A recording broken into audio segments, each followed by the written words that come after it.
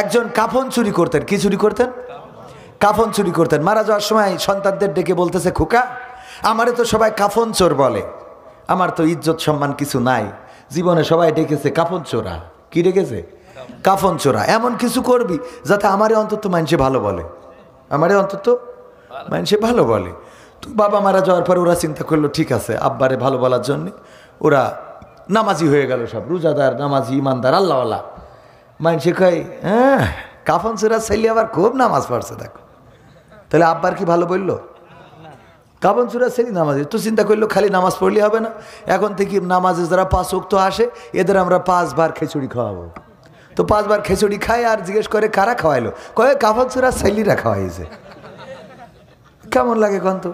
এরপরে চিন্তা করলো শুধু খিচুড়ি খাওয়াই হবে না, গ্রামে সবার যার যা অভাব আছে, দুঃখ কষ্ট আছে, দুর্দশা সব দূর করে দেবো, টাকা পয়সা দেবো, ইত্যাদি ইত্যাদি সাহায্য সহযোগিতা শুরু করলো। যাই করে কয়েক 5,000 টাকা দিয়েছে, আমার একটা ধাড়ি ছাগল দিয়েছে, কারো একটা গরু দিয়েছে, গরু কিনা দিয়েছে, কাফন চোরা ছেলে। আব্বা তো ভালো কয় না, ওদের রাগ হয়ে গেল, সব ছাড়ি দিয়ে আবার সেই বলল ভাই যেহেতু আব্বার ভালো বলতেছে না, আমরা চলো আবার কাফন চুরি শুরু করি, দেখি আব্বার ভালো কয়। আব্বার একটা ওসিয়ত যে আমার যেন ভালো বলে, তো আব্বারে তো ভালো বলতে হবে। এখন আবার কাফন চুরি শুরু করলো। লোকে বললো দেখো ওর বাপও কাফন চুরি করতো, ওরাও কাফন চুরি করে। এ তো মহা সমস্যা। আব্বারে তো তাও ভালো কয় না। 3 ভাই মিটিং করলো যে এবার একটা কাজ করা যায়, দেখি কি করা যায়। আব্বার ভালো বলার জন্য কাফন খালি চুরি করলে হবে না, কি করতে হবে? ওই লাশ তুলে নিয়ে পাশায় বাঁশ ভরি জয়পুরহাটের চৌরাস্তায় টেঙাই থবো। তো এই করলো, কাফন যেটা চুরি করে ওইটা লাশটা আবার তুলে বাঁশ একটা ভরি দেয়, দিয়ে জয়পুরহাটের চৌরাস্তায় রাত্রি টেঙাই থুয়ে আসে। সকালে এইবার লোকজন বলছে এগের থেকে তো ওদের বাপ ভালো ছিল। ওরা হাড়ে বাতাস লেগেছে, আলহামদুলিল্লাহ আজকে সাকসেস, জিতবে আবার নৌকা। ঠিক না ভাই? ঠিক। আজকে সাকসেস, কারণ এতদিন পরে আব্বারে ভালো বলেছে যে এর থেকে তোদের বাপ ভালো ছিল। আমাদের দেশে যে অন্যায় হচ্ছে, খুন হচ্ছে, চুরি হচ্ছে, গুম হচ্ছে, ডাকাতি হচ্ছে, ধর্ষণ হচ্ছে, রাজানি হচ্ছে, আমার বিশ্বাস এগুলোর সাথে অনেকের হাত রয়েছে। আমি বলতে চাই না তাদের কাদের, এতটুকু বলতে চাই তারা এই দেশে দেখতে চায় জনগণ যেন বলে আগেই তো ভালো ছিলাম। ঠিক না বেঠে? জনগণ যেন এটা বলে, তার জন্য এই সুযোগটা করে দিচ্ছে। আমার কথা কি বুঝে এসেছে?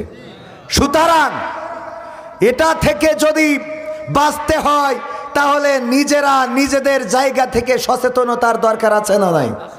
স্বাধীনতা অর্জন করা যতটা সহজ, স্বাধীনতা রক্ষা করা তার চেয়ে অনেক বেশি কঠিন। ঠিক না বেঠিক? 5ই আগস্টের এই বিপ্লব, জুলাইয়ের এই অভ্যুত্থান, গণবিপ্লব, এই বিপ্লবকে যারা মিলান করে দিতে চায়, আল্লাহর কসম করে বলি আবার যদি রক্ত লাগে রক্ত দেব, আবার যদি জীবন লাগে জীবন দেব, আবার যদি শহীদ হতে হয় শহীদ হব।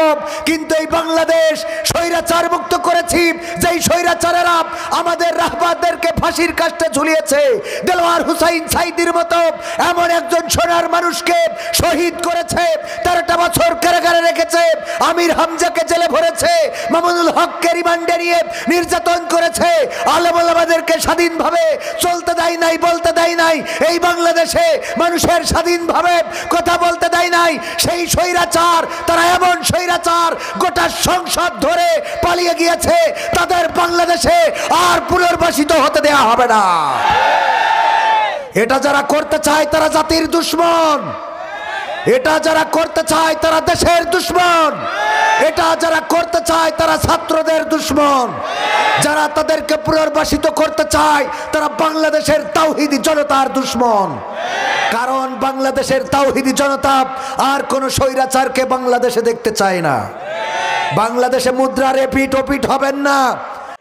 আরো গণ্যমান্য ব্যক্তি অতিথি রয়েছে, এই অঞ্চলের রাজনৈতিক নেতা কর্মী সহ আমার সামনে উপবিষ্ট দিনদার ইমানদার মুসলমান ভাই বাবাজিরা, পর্দার অন্তরালে মা এবং বোনেরা, সবাইকে আনুষ্ঠানিকভাবে সালাম জানাচ্ছি, আসসালামু আলাইকুম রহমতুল্লাহ। আমরা শুকরিয়া আদায় করব কার? আল্লাহর। কেন আদায় করব? কারণ আল্লাহ রাব্বুল আলামিন আমাদের এত সুন্দর একটা পরিবেশ করে দিয়েছেন, আসার বসার তৌফিক দান করেছেন, আমাদেরকে সুস্থ রেখেছেন, আমাদের শক্তি দিয়েছেন। যে সময় এখানে এসেছি সেই সময় অসংখ্য মানুষ হাসপাতালের বিছানায় আছে না নাই? যে সময় এখানে এসেছি অনেক মানুষ বিছানাগত হয়ে গেছে, লাঠি ভর দিয়ে এখন আর হাঁটতে পারে না। যে সময় আমরা এখানে এসেছি সেই সময় এমনও কোনো পরিবার আছে যেই পরিবারে শোকের মাতম চলছে। কুমিল্লায় গতকালও প্রতিবাদ করেছি।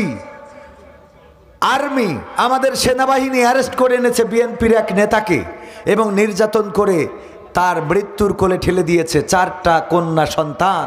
এই 4টা কন্যা সন্তান মাদ্রাসায় পড়ে, হাফেজিয়া মাদ্রাসায় কোরআনের খাদেম বানাতে চেয়েছিল। সেই মানুষটাকে সেনাবাহিনী নিয়ে নির্যাতন করে তাকে এই পৃথিবী থেকে বিদায় করেছে বিএনপির একজন নেতা। এটার তীব্র নিন্দা এবং প্রতিবাদ জানাচ্ছি।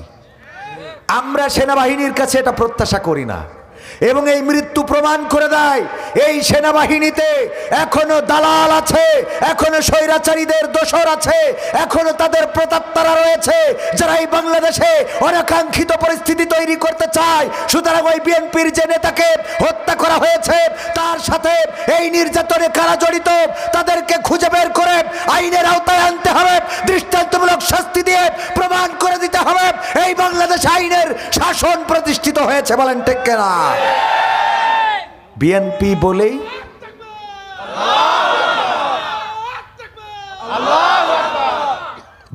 বলেই আওয়ামী লীগ বলেই মারা যাবে না।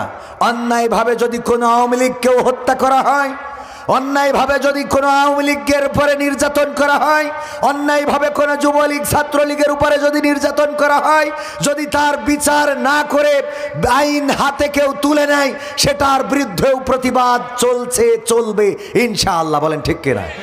কারণ বিচার থাকতে হবে। বিচারহীনতা আমরা প্রত্যাশা করি না, সে যেই হোক না কেন, সে যে দলের হোক না কেন। আওয়ামী লীগ করে বলেই আপনি তারে যেয়ে পিটাবেন, এইটার অধিকার আপনাকে ইসলাম দেয় নাই, কোরআন দেয় নাই, আল্লাহ দেয় নাই, রাসূল দেয় নাই, দেশের সংবিধানও দেয় নাই। ঠিক না? ঠিক।